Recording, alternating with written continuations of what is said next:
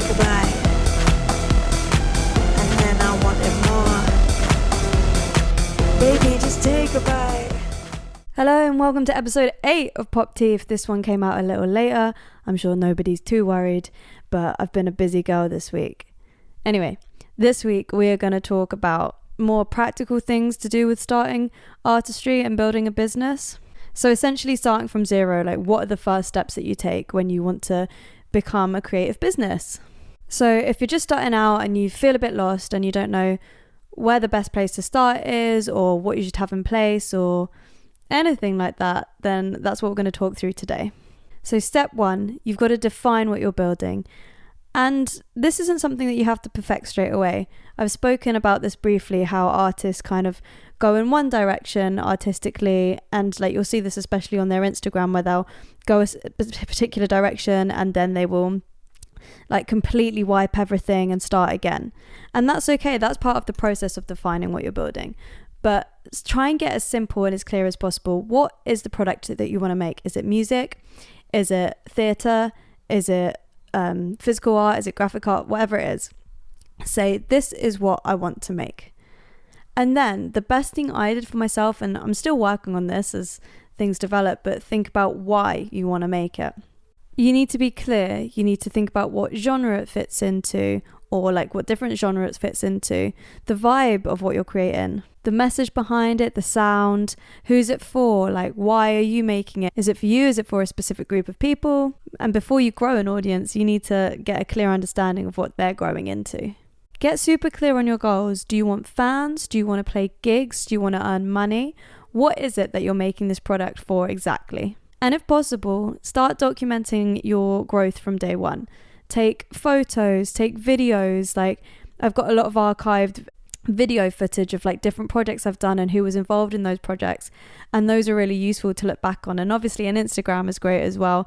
I look at some of the old stuff and a lot of it is in archive now, but I look back at it and think, oh, that's where I started and I did that. And looking back and seeing like how far you've come and what the journey has been is really good for getting clear on what's actually important to your artistry. If you want to do the social media thing and you need a bit of structure to it, just make a simple, reliable content plan. And I've tried this a few times. Obviously, I speak about social media a bit differently now. I'm a bit older. But when I did start, I did kind of have a plan as to what I was going to post and when.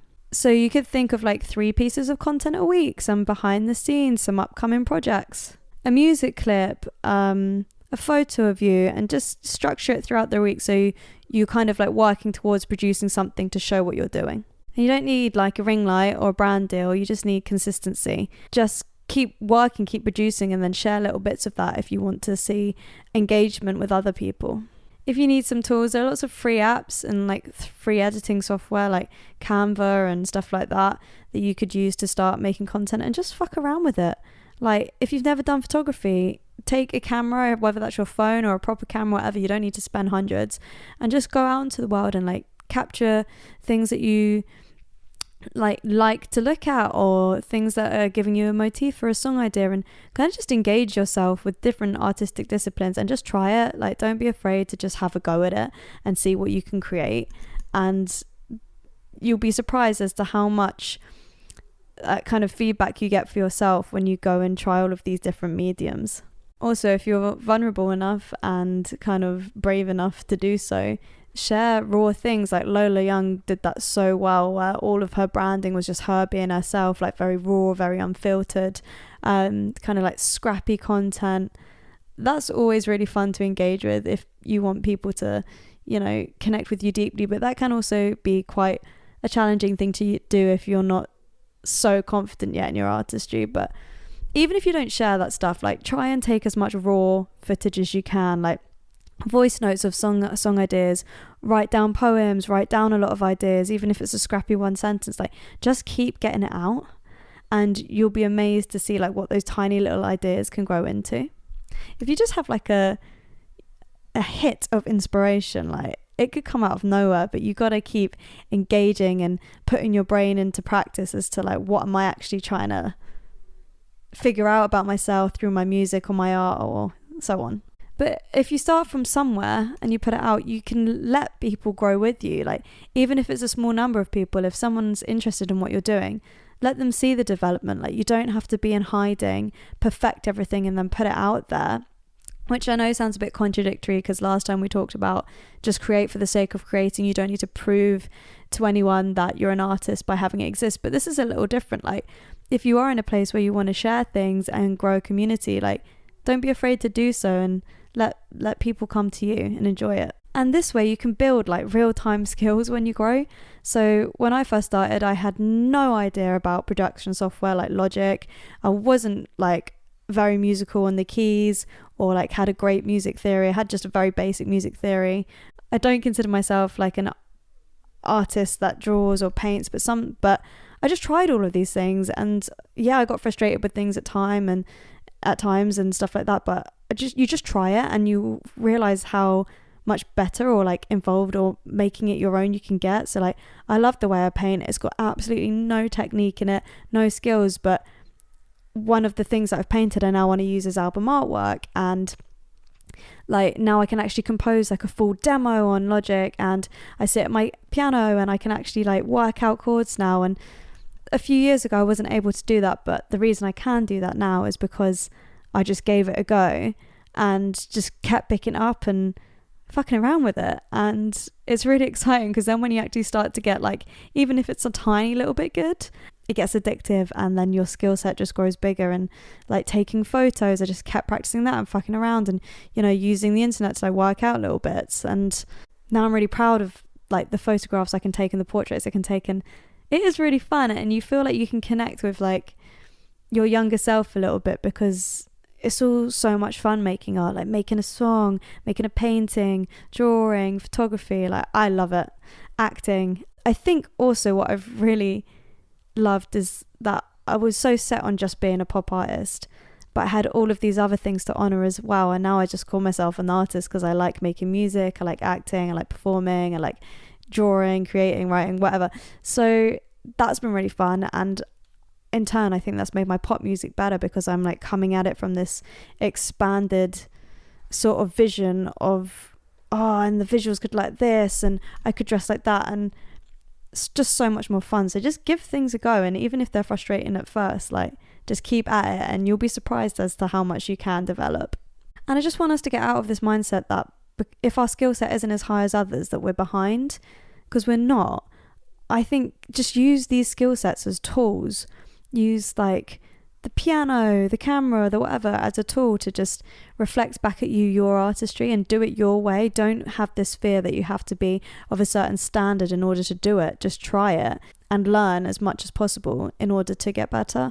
You're not behind, like you're just doing it your way. And also you're building in public if you start sharing all of this work, which is a tremendously commendable and brave thing to do.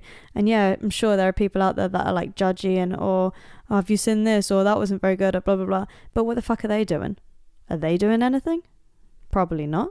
And also, just to highlight judgment and having negative feedback, I've always just told myself that like art is allowed to be judged. Obviously personal comments about you as a person are nasty, and those should just be ignored and not entertained at all. They shouldn't even be there in the first place, but unfortunately you can't stop some people who are just nasty. But the work, I'm very like, this is how I feel about it. I put it out there and people are allowed to feel any type of way towards it. As long as it's making them feel something, I've done my job as an artist. I think also like if you're starting out as a musician, it's okay to release imperfectly as well. Don't painstake yourself over having this polished, radio-worthy, complete smash hit as your first go. If that happens, that's amazing. And I think there's a difference between being giving a project care and doing it properly, and it still being what it is, compared to, I keep scrapping this idea, scrapping that idea, scrapping this, and this is not good enough, it's not good enough, it's not good enough.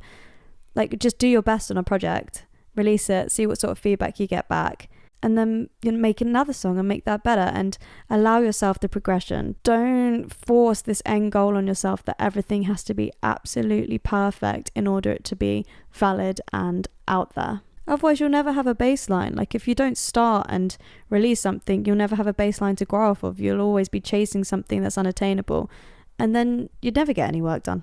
Like, I look back on some of my music and I think, oh, I probably wouldn't make that now, but at the time I was like really proud of it and my first release, and I just want to honor all of that stuff and honor that as a person I'm growing, and with that as an artist my work grows too, and that's a beautiful thing. It shows you're human too. And I know like a lot of artists try to create this unattainable sort of image so that, you know, people want to aspire to be like them, so they buy their music and blah blah blah. But personally, I like artists who are very human, very real, and so that works for me. Just like be normal, just be a normal person who makes art and share that, and whatever energy you put out with your project is going to attract people with the same kind of vibe. Another good thing to do when you start out is network quietly but intentionally. It can get a bit annoying if people are broadcasting themselves all the time, but what happened best for me with networking is actually being in spaces like small gigs, or I went to university for music and lived in a city that was very music based, and then kind of through working with producers or musicians or whoever involved in the industry, just talk to people and say, oh hi, like this is what I do, and get interested in their work and make a connection that way. And that is really helpful because there are still people I, you know, work with from like my first year of uni or my first year living in Brighton when I was there, and it's just really good to have people. Again, it's that cliche of it's not what you know, it's who you know, something like that. Is that right? Oh my god, that's embarrassing. But yeah, who you know is such an important thing, and just in those spaces as well, just keep very professional, very respectful. You don't have to like people to respect them. That's something that I've learned that's very important. Leave your personal issues with people at the door. Always turn up, be respectful. You're representing yourself as a business all the time if you're networking, and so just be gentle, kind and respectful, and that will go a long way. I read something the other day that like most people get cast in shows and it's like 49% talent, 51% business. There are lots of talented people, lots of like people who are technically more talented than I am, but sometimes I'll have gotten a role or a job in the industry because my business skills were just more refined, and that is not something to be taken lightly. So you don't have to aspire to be the best of everything. As I've said before, keep working really hard on your craft, and then also represent yourself really, really well. Engage with other people's work as well. Like if you're online, find artists that you really like that are on your level or a bit higher, or even like maybe a bit behind you technically, but engage intentionally with their music. If you like it, support them, and that you'll be surprised how much energy comes back. If you genuinely like someone's work, like leave a really intentional comment on the post or whatever, or listen to the song or share it, and just give some encouragement, because those good vibes and that good energy will come back around to you when you get to share your things too. Build relationships before you ask for support for things. So like I said, engage intentionally with their work, speak to them without expecting anything return at an event or online or whatever. And then once you have that relationship with them, then you'll be able to help each other out and kind of offer support to each other. Don't just assume that because someone's in the industry and you've met them that they owe you anything. That's not how that works. But if you genuinely care about this person's work and you think that they're a highly respectable person in the industry, just build that relationship and share without needing anything back, and then, you know, one day they might be able to actually help you out when you need it. Saw a stat as well that was like, you don't need a big platform, you just need 5 good people to really believe in what you're doing. Whether that's friends, family, I guess that's okay, but if you find 5 great people in the industry that actually align with what you're doing, like build that little network. You can bounce ideas, ask for feedback, share things, and that little circle will help you to grow more than you could, you know, ever think that it would. I would also offer advice to track progress in months, not metrics. Try not to get obsessed with likes and numbers as your growth. Obviously I know like agencies and stuff look at that to see how connected you are, but for me, in terms of the artistry, that's not necessarily an accurate representation of what you're doing. I would see growth as more like, oh, I've never been able to work on Logic as a production software, and then over the months, like I couldn't do anything on it, and then I put a loop on it, and now I'm writing like a full demo, like with my own things written in. So I would see that as progress more than like, oh, I've got like, I had 10 likes on a song and now I've got 100 likes on a song. Of course that's progress, and that's great and that's wonderful. Like I hope everyone gets like loads of engagement on their work, but try not to have the number as the factor of that's your growth. Try and work on your skills and the development of that as more important. Because once you have that, the numbers will come. If you fixate on the numbers, you're forgetting about working on the actual skills and techniques that help you to get them in the first place. So that is a really good foundational place to start off with and care about more than trying to fight for a number. And also celebrate your small wins to stay motivated. Like go do a little busking gig, go do like a little tiny gig in a pub. Like the more you do like that, you can see the build up of your business, and that's a win. Like, oh, I worked with a guitarist today, that's a win, you know? Remember to like stay on top of those little wins and acknowledge them in order to really like get addicted to the motivation to the growth of the business. And I think another key thing to remember that I'll leave you lastly on is that every artist you love started here. Every artist that's made it big started on a blank canvas. They started with a small idea or a small song lyric or a small picture or whatever.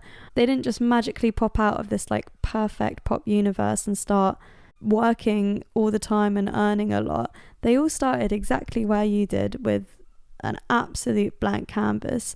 So if they can do it, you absolutely can too. It is a long journey, but the journey is so much fun, and there will be big highs and there'll be big lows, but as long as you stay walking on the path, you can't stop it.